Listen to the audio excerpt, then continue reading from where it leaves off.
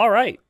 Well, Mega Random has certainly given us a treat here. Welcome, ladies and gents. We have a 1v1 game at what I would consider to be mid elo. In the red, we've got players whose name I can't pronounce, so we'll just say red. Is playing as the Mayans. And in the blue, we have Chichu or Chiku or Choo Choo. I prefer Choo Choo. Red playing as a very strong civilization, the Mayans. And then blue playing as a strong civilization, and the Byzantines. Byzantines can be a fun little counter pick at times to civilizations like Mayans or Aztecs. We can obviously talk more about that. But it is mega random, and I'm trying to figure out what the map looks like. It kind of looks like a face, to be honest. It looks like a face with a really big nose. Kind of. Or I don't know. The middle looks like there's a massive mushroom there. But yeah, mega random can give you different things. So it's always really important you scout on mega random. And from what I can see, each player gets 3 boars. Yeah, each player gets 3 boars. You obviously start with 4 pre-built farms. And then quite a bit of gold on the map. And stone doesn't seem too bad either. So certainly not going to be an issue for these guys to get to feudal age and go for aggression there. And they're also very close together here. It just doesn't strike me as a map where the rest of the regions are going to be that important because there's not a ton out there. Also, I don't even think going down here is going to be that important because it's not like you're lacking all that much stone. That could be wrong. It's possible those 1 tiles of stone and gold on the outside, or I guess just the gold could be important. And possibly the stone there in the middle as well. Blue's name is the chemical formula for acetic acid or vinegar. Really? Well, I obviously knew that because us casters who talk about Age of Empires most of their lives know all those things. And I definitely paid attention in chemistry in school. So thank you for pointing something out that I already knew. I see a lot of people mention that, so. Oh, man. D-Slat says you take offense. I mean, it's really hard. So D-Slats had mentioned, he asked, like, what do you consider mid-elo? Or what do you consider high-elo? And I think he said he was 1500. And it's really tough for me. Like, 1500 is definitely not high elo. But it might be unfair to say that, like, 15 or 1600 is mid elo if that loops them in with a 1300 or 1100. Because it takes a lot of work to get there, obviously. So, realistically, I would need to come up with a different term. But I just stick to, like, low elo, mid elo, and high elo, so. I could say high-ish elo, but that also feels like it could offend people. You're not high, but you're high-ish. It's not very satisfying. Nah, it's all good. Upper middle class? I see. Well, hey, Mr. Vinegar over here says good luck, have fun. All right. Good luck, have fun. We'll see if Red responds to that. Blue's also going to push in a deer. Or an ibex, you could call it. And here's Red with his scout. And Red sees that. Oh, whoa. Red is also walling in the golds over here. Which Blue has scouted. And Blue will maybe assume that those are for the taking later on. You gotta love it. You gotta love it how one player is saying good luck, have fun, and being all nice. And the other player is already down to business walling in his resources. I mean, it is a strategy, right? Some people don't like it too much. And now Red is also attacking, and the other villager isn't really helping. And whoa! Whoa! How do you like that? Dang, nice job there from Blue. What is this, 1350? Forgive me if I am pleasantly surprised at times with the intermediate elos. That was impressive. Blue might even chase down that eagle now. But we should point out that Blue does not know where the opponent is. Red obviously has a pretty strong idea. I just don't know why Red won't, like, finish the walls. Why not add 3 more palisades here and then, like, 4 more palisades here?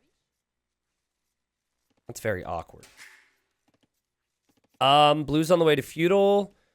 And Red... Oh, that's interesting, actually. That's really interesting strategy. So it's trying to wall that up so you could trap a villager and fight it off. Except now Blue has Loom.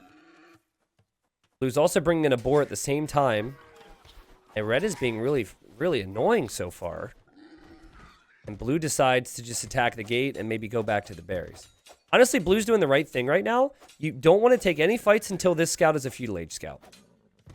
I really like the patience here from blue. And then you can start fighting everything off pretty easily. Obviously, the thing that gets tricky is you're not scouting your opponent then. Red's going to drop a barracks. Red is on the way to feudal age. Obviously, much later. And red's going to go to gold. Yeah, I think red needs to go to gold soon. Blue's paranoid and is looking all over.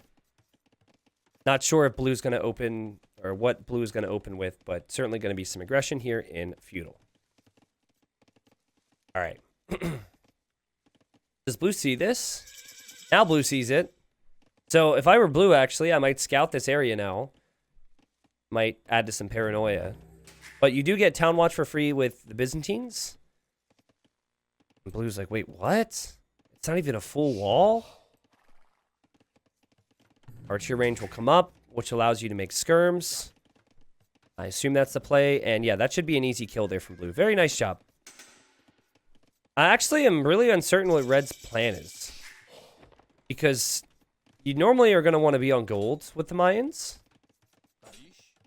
Red has not done that yet. And red's going to lose the eagle. So a small tip here, guys. If you're ever going to lose the fight anyways, at least fight so you weaken the unit that's killing you. Because now this is a full HP scout that got a kill instead of a half HP scout that would get a kill. I mean, I don't cast this elo that frequently, but I think red is really going to have some struggles here. And I think red has just realized, oh shoot, I need to go to gold. But blue is walling up nicely. Taking their time. Is probably going to play safe. Wall over here as well. I don't mind the lack of scouting of the opposition here. Because of the fact you're playing with defensive options like skirmishers, you're not going to like overwhelm your opponent and kill your opponent with skirmishers in most cases, so I'll consider it acceptable here. And villager randomly on stone here for red, who didn't take this boar, by the way. Red didn't scout that boar. Red took 2 boars and figured that was it on the map. And yeah, both players just trying to wall. All right. I've had a lot of tilting games lately, so I'm rooting against red super hard. Wow, it's always funny as a caster to see the reactions from people. Some people are like, yeah, let's go red. And then other people are like, no, they're the devil. I imagine a majority of that comes from experience, right? It's a very polarizing style to wall in someone's resources. But it's not even a full wall. Like, if you place a mining camp here, you could still take, like, 3 or 4... You could actually take all 4 tiles here. So, I mean, if you're going to wall in resources, at least make sure you complete it. And, yeah, this is probably just going to go to Castle Age.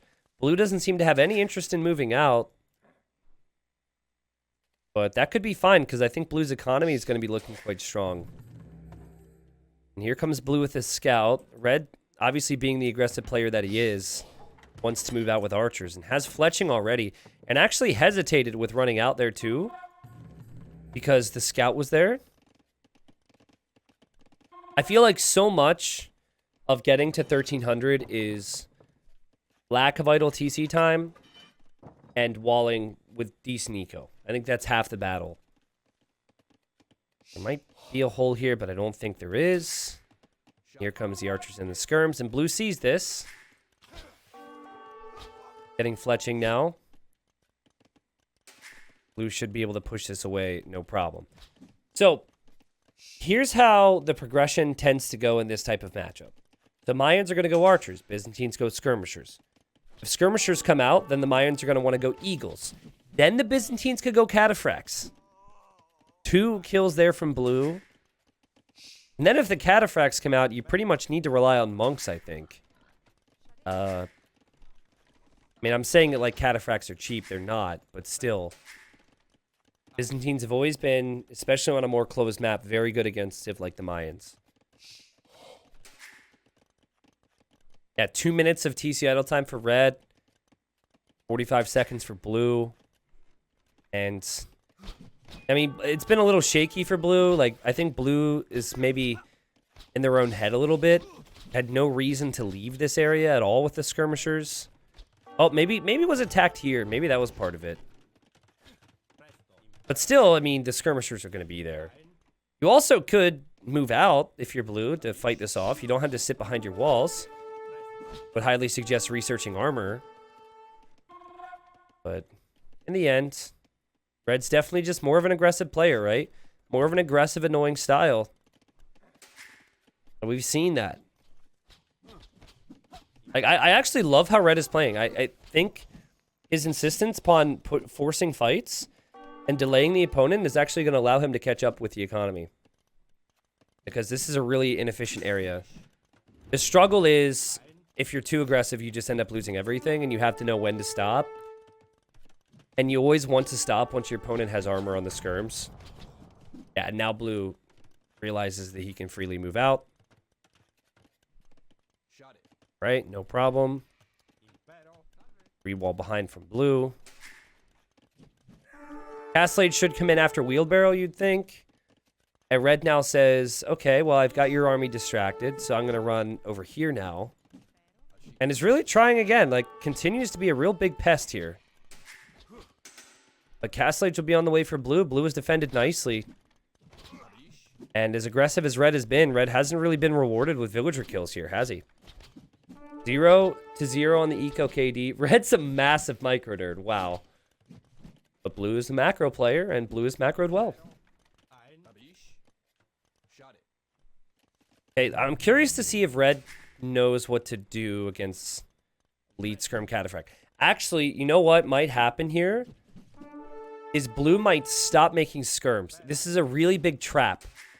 Because you show skirms, and you're thinking, my opponent's going to go eagles, so then I go cataphract. But what you want to do is you want to continue to make skirms. Blue now says lags, question mark. To be fair to red, I don't think red... I could be assuming a lot just because of the name. But it's very possible red doesn't speak a lot of English. Red didn't respond earlier. Red hasn't said anything now. Red also might speak fluent English and might not give a crap. But maybe some of the fight issues there for blue was because of the lag. But okay, and now red says litter. I don't think he's talking about, like, you know, littering in the streets or cat litter. So I think he meant to say little. So nice from red to respond there. Hopefully the lag subsides for these two. But, like, red just continued to make archers. Blue had the counter. And then blue just forgot to continue to make skirmishers.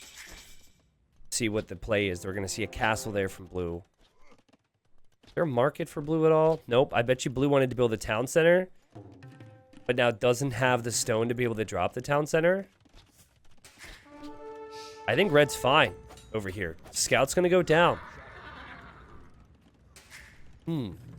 Also, love the house swung behind from red. There was the market.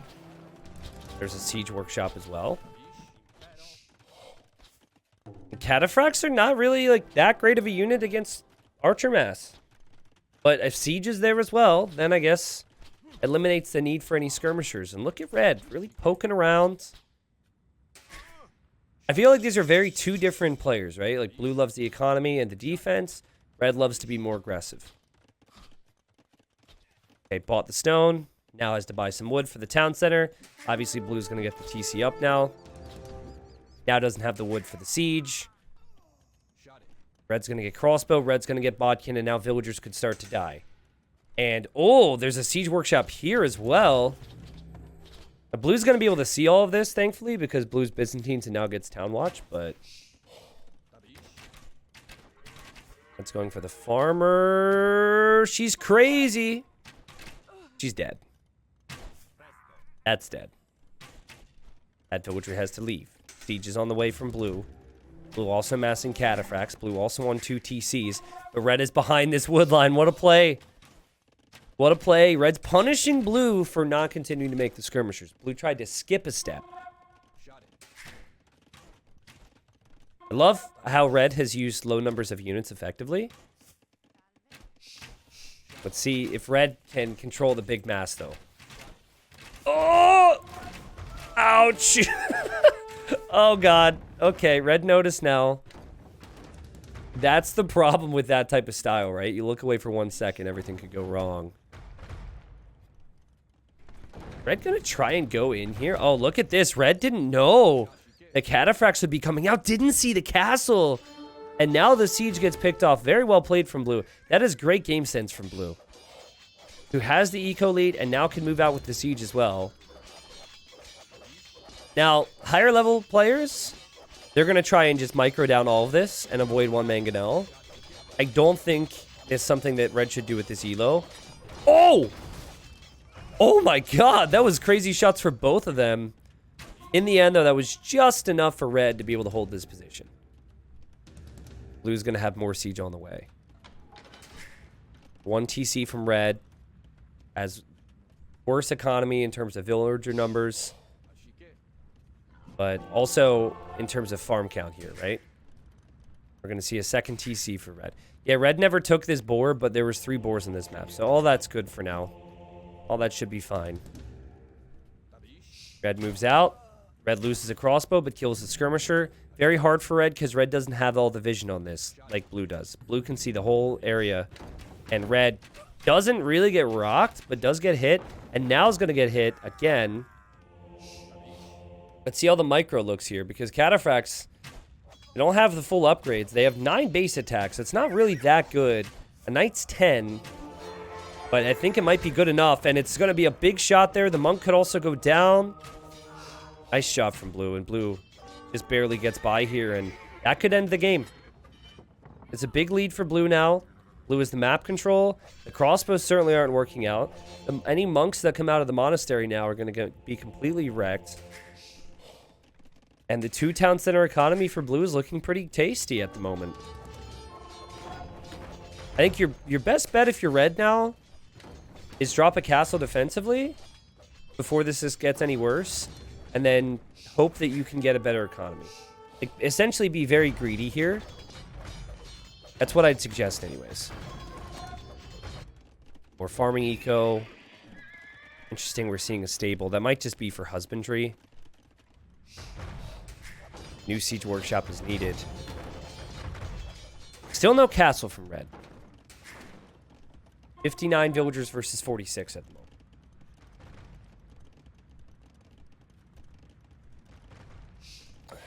That gold that red partially walled will become a 200 IQ play.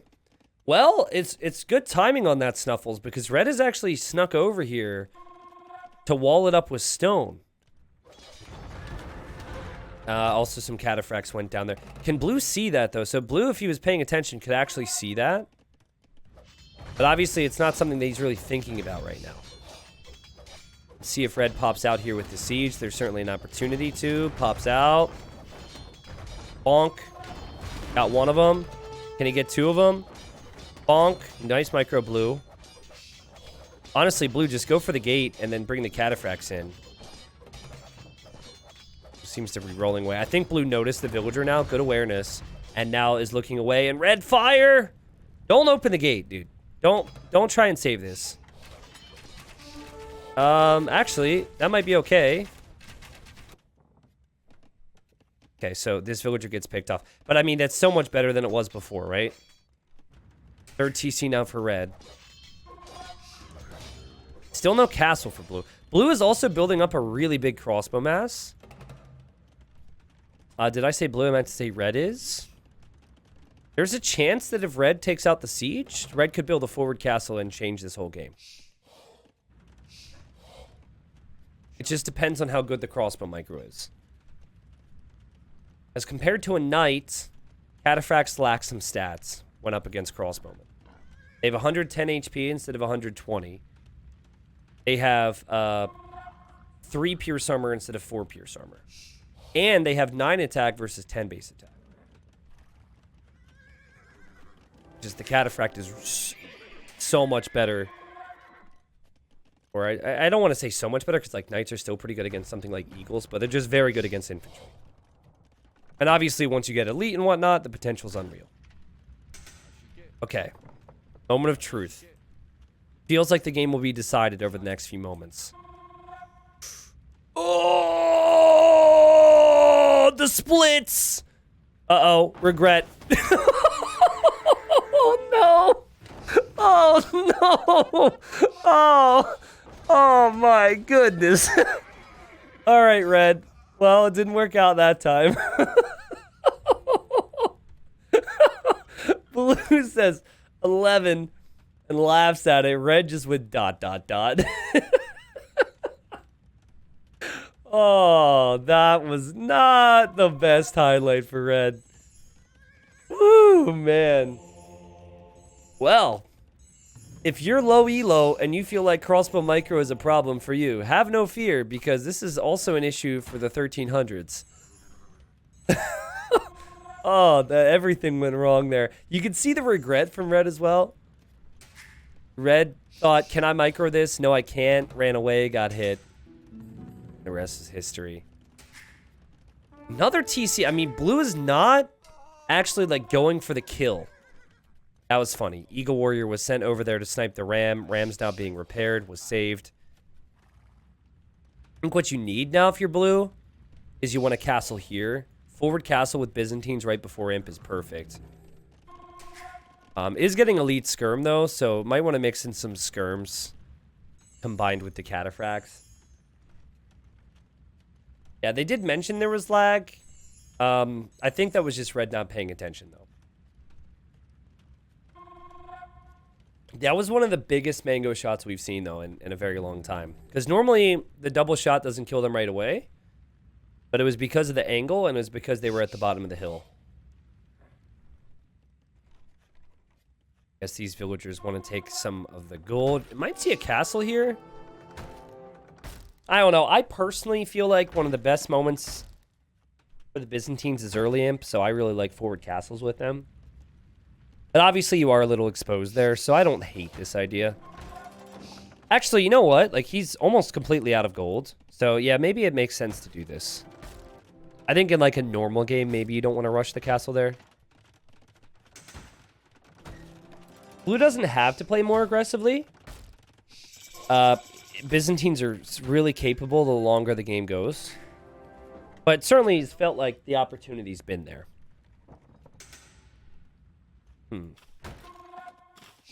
Yep. One villager in the Ram means the Ram works a little bit faster. The Blue definitely seems to know a lot. The only real mistake from Blue this game was stopping with the skirmisher production and then that right there. Yeah, stopping with the skirmisher production in the earlier stages of the game was a big mistake. Also, you might want to back away here, Blue. Wow, nice reverse split. Oh boy. Okay, okay. Potential again. Red to redeem himself. Oh, Blue says get out of here. Get out. Red still doesn't have a castle, by the way. I think it's because Red has been waiting to win a position and then drop a forward castle. But always feels weird to see that much stone in the bank. All right. Would love to see more blacksmith upgrades. There we go. There's Bodkin arrow on the skirms. And I just don't see how Red can really come back from this. There's actually a hole here that the skirmishers will make it in. Pressure continues to come in. Red does have the upgrades with the crossbows to be able to take care of the cataphracts, no problem. It's more so the skirms and the siege that's the issue. You think Onager would have made sense? I don't actually love. I don't hate Onager, but with his resources, I'd say just make sure you max out on your upgrades for the units you already have first. Mangonel's going home for whatever reason. Red's dropping a castle here for whatever reason. That feels very random. There's a Treb that hasn't been protected by Blue for whatever reason. And now it goes down. And what's more important, getting full armor on cataphracts that you only have 10 of? And, you know, they do struggle with pierce armor anyways. Or getting upgrades on the skirms. I think getting upgrades on the skirms is the most important thing to prioritize. Oh! Oh, God. Oh, God. Blue, you attack that house. Okay, confidence. Confidence. It's a killer, this confidence. Rip. That's not worth it. That is not worth it at all. It's going to lose all the skirmishers now, even though the upgrades are in. There's still a chance for red, guys. There's still a chance for red. Blue has had all this time. Has not taken the initiative. Red also got a relic, for what it's worth. There's only 2 relics on the map. And red's now on the way to Imp. 90 villagers versus 101. Blue's now dropping barracks. Okay, we now have Trebs on the way from Blue. How long has Blue been an Imp? The answer is a long time. Those mangonels could have been very useful on the front a moment ago. More ranges for red, who has not hesitated with making lots of archers. Blue must hate skirmishers or something. Blue has very cheap skirmishers with Byzantines. Doesn't really like to make a lot of them. This is something that I've realized, though, with Blue, is anytime Blue makes a different type of unit, the original type of unit is forgotten about temporarily.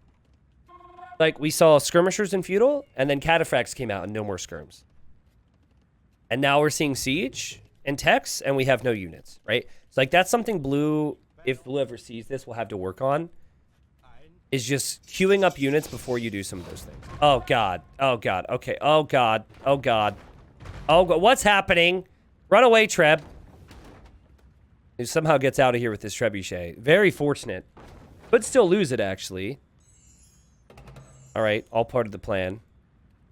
Here come the Cataphracts. Mangonel should probably fire on the skirmishers here, but we're going to see Bracer. We're going to see Arbalest. We're going to see Chemistry. And say goodbye, Cataphracts. As I've said many times, Cataphracts are simply not something you want unless there's Eagles out there. And now the skirmishers are there. But will the skirmishers get hit by the siege? No. And now the skirmishers are the key. This is where it gets tricky, right? Because if you go Eagles, there are Cataphracts out there. You go Archers, there's skirmishers out there. This is what Byzantines can be so good at against Mezzo. In particular, the Mayans. I think one of the strongest counters to the Mayans in the game. It'd be a good time for a shot here if you're red. And there it is. That's a great shot. The skirmishers are all stacked. You do have more skirms on the way from Blue, and Blue's going to need it because Blue's losing so many of them. Oh, God! And now the Cataphracts are elite, but the Cataphracts are still going to get wrecked. Micro has been a weak point of Blue's game, but Blue's just thinking, I've got numbers, right? I've got the numbers, and I've got the control over this game. I can do it. Onager is actually just completed by red, and that's a great choice. Onager Arbalest. Your best bet to take care of some of the siege and some of the skirmishers that we're seeing from Blue. This could go this could go either way still, guys. Also very curious to see what we're going to see on this side. Red's also adding his own skirms. He just researched Holtje, which means the skirmishers fire an extra, what's it called? Extra javelin, I guess. Yep. With how this is gone, I don't expect Blue skirmishers to last very much longer. Blue. Oh my God. Oh, Micro's hard, guys. You could tell Blue had a oh crap moment there. And he just... I think he might have misclicked or something, but this thing's got flattened. Alright, so this game has certainly had highlights. I'm gonna see Trebs from red because red spots the Blues over here. I like this from Blue though. He prepped the Trebs so the Trebs could sit underneath this castle. Red obviously clicked a Cataphract there. That's a lot of skirms from Blue, and now like just the sheer numbers is amazing. And red doesn't know what to do, and red is completely surrounded, and the power of the Byzantines is working. The skirm should be able to mop this up. Also, the fast healing for the Byzantines is working, too. That one monk. Blue still has the eco advantage. Still is whittling down the Arbalest on the hill here. And has more HP because Byzantine castles, right? So, you've got to think that Blue will keep this castle up if the Cataphracts can get in there on the Trebs. And it wasn't easy for Blue this game. And we definitely saw some awkward moments, but I think Blue's game plan was stronger. And Blue definitely had a good idea of how to play this in late game, too. Cataphract to lead skirm against the Mayans. Beautiful stuff. Red's castle goes down. We'll see if Blue wants to actually commit here with the Cataphracts. Feels like the Cataphracts could actually fight now. There's not many Arbalest. The Cataphracts actually only have 4 kills. And now 5. But it is a gold unit, and there's not a ton of gold in the map, I guess. But yeah, look at this. Like, Red keeps trying to focus down the Cataphracts, and Blue's just like, nah, you can't catch me. Nah, boo, boom. Very satisfying clear. A couple villagers are just hanging out over here. Wouldn't surprise me if they were told to build a castle, but there was foundations there already. And, struggling to see what Blue can do to lose this game now, or what Red can do to bring it back. 42 skirmishers in the queue. And obviously, if Red makes skirmishers, the Cataphracts will take care of those, no problem. Yep, plus there's a Bomber Cannon here, too. Yeah, I think we're going to see the GG called. Oh, God. Bomber Cannon went down. Red, Blue, just fight with your Cataphracts, man. You're good. There's no Arbs now. Yep, just clear it up. Okay. Oh, I can unclench. There you go. That should win you the game right there. Red has no choice but to call it now. There should be no chance. Hey, these villagers have found the stone. Let's go. Was wondering if that would ever be important. And Blue, guys, don't do this. Blue says G question mark. Like, are you going to resign? Now, some people are going to like that Blue did that because Red walled in resources earlier. Red also didn't say good luck, have fun back to Blue, so there's this whole moral conduct conversation now. But if you genuinely want your opponent to leave the game when you're winning, calling the GG for them is not going to help with that. Let me just say that. If anything, they're going to say, how about I don't resign, actually? Because that is not your decision. That is my decision. These villagers they've decided to die. And now they have decided to live after seeing what death looks like with their friends. No response from Red, but yeah, Red is dead. I think Red's gonna... Oh, Red was trying a little side push here. I see. Because I remember he had built up the buildings here. If someone called the GG for me, then I would drag out the game for as long as possible. Well, we'll see, I guess. I mean, it's not like Red's not trying. And, okay, you know what? It didn't have to turn into anything more. Red calls the GG.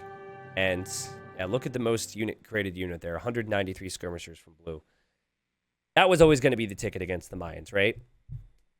I liked how there was a bit of chatter between these two this game. I think the deciding moment was honestly the siege defense from Blue. Because remember, Blue gave up on skirms going into Castle Age. And I would suggest, like, the only thing you want to tweak is you want to continue to live through skirmishers as the Byzantines against the Mayans. Force them hard into the Eagles and then have the Cataphracts ready. Instead of just giving up on the skirmishers. But yeah, I mean, the siege obviously was very well timed. And siege Cataphract, skirm Cataphract is very tough for the Mayans to stop. If you're wondering what you do differently with the Mayans, it's all about that early Castle Age. And I forget the exact times now, but I'm pretty sure, yeah, Blue just had the much better eco and feudal. And so Blue was able to get to Castle Age a little bit faster there. Red tried to, really tried to use the micro, which is funny because it says that Blue's faster here. Red really tried to pick away at his opponent with small groups. But Blue had, like, the more solid strategy and invested into the better plays here in this game, in my opinion. But mid-elo is very talented, man. I mean, obviously, Red had that. He was on the other end of that big mangonel shot there on this part of the rocks. But still, like, Red and Blue are extremely talented. And they're, in many ways, playing it like higher-level players do. Their technologies, I guess there's some technologies are missing here or there. But still, I mean, they're maxing out on upgrades, maxing out on army. 100-plus villagers at one point from both players. So I'm impressed. GG. Also, kind of a weird map gen we got here from Mega Random. I think it actually benefited the Byzantines to be so close. I think if the map was like skirmishers are such an immobile unit, and it's such a strong counter to the Mayans. So the fact that blue could just be in red's face with it the entire time instead of having to run out across the map, I think that helps red. Or it helps blue, excuse me. Sorry, I'm not getting my colors right here. Yeah, good game. I want to hear on YouTube if you want more mid-elo content. I will try my best to do more of this when I find the time. Where was that? Oh, there it is. 67,000 resources versus 50,000. Yeah, the game changer here for blue was definitely just the macro. One time a guy wouldn't resign, and I got into chat and said, hey, man, I actually have somewhere to be. And he said GG and resigned. Well, that's nice. I actually have a story on the flip side of that. So one time I had an important call. And it was going to come about me like buying a house, right? So I like really had to make sure I'd take the call from my bank or whatever. And I knew it was coming within a 2-hour window. So I queued up for a game. And then naturally, like 3 minutes into the game, so we're in Dark Age, right? I get the call. And so I pause, and the player's name was Overtaken. He's like top 50. You guys should know him. Anyways, I say to Overtaken, like, hey, I have a call. This might take a while.